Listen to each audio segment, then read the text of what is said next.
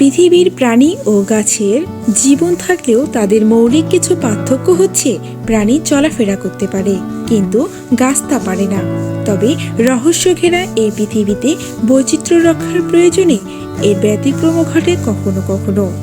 খোঁজ মিলেছে এমন এক প্রজাতি গাছের যা হেঁটে চলতে পারে, চলাফেরা করতে পারা এমন গাছের খবর নিয়ে আজকের এই ভিডিও। উত্তর ও দক্ষিণ আমেরিকার গভীর নিরক্ষীয় বৃষ্টি অরণ্যে চলাফেরা করা গাছটির দেখা মেলে, যার নাম ক্যাসাপোনা। এটি চলমান পাম গাছ নামেও পরিচিত। স্লোভাকিয়ার উদ্ভিদ বিজ্ঞানী পিটার জেনুস্কি গবেষণা করে জানিয়েছেন, দক্ষিণ আমেরিকার ইকুয়েডর বনাঞ্চলে প্রায় ভূমিক্ষয় হয়, ফলে গাছের শেকড় আলগা হয়ে এর ভিত্তিও দুর্বল হয়ে যায়। তাই গাছটি নতুন করে শেকড় তৈরি করে শক্ত মাটিতে ক্রমশ গেঁথে যেতে থাকে। এরপর পুরনো শেকড় ধীরে ধীরে মাটি থেকে বিচ্ছিন্ন হয়ে যায়।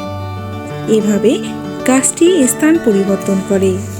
এছাড়াও জানা যায়, পাশে অন্য কোনো গাছ যদি তার গায়ে হেলে পড়ে তাহলে তা একেবারেই পছন্দ করে না।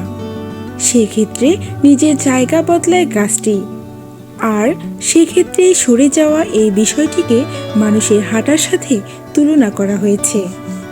তবে দ্রুত চলতে পারে না এই গাছ। দিনে 2 থেকে 3 সেন্টিমিটার করে বছরে প্রায় 65 ফুট অতিক্রম করে। এর উচ্চতা 15 থেকে 20 মিটার পর্যন্ত হয়ে থাকে। গবেষণায় উঠে এসেছে এই পাম গাছের অবস্থান পরিবর্তনের কারণ। অতিরিক্ত জলাবদ্ধতা, দুর্বল ও অস্থায়ী মাটির জন্যই ক্যাসাপোনার এই বিচিত্র অভিযোজন হয়েছে।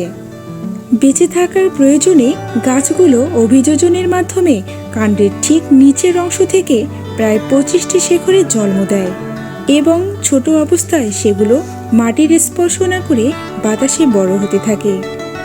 গাছেরও যে জীবন আছে, এই গাছগুলো নিজের জীবন বাঁচাতে জায়গা থেকে সরে গিয়ে তা খালি চোখে প্রমাণ করে দেয়। আজকের ভিডিও এ পর্যন্তই। আমাদের ভিডিও ভালো লাগলে সাবস্ক্রাইব করবেন এবং লাইক দিবেন। কোনো পরামর্শ থাকলে কমেন্টে জানাবেন। ধন্যবাদ।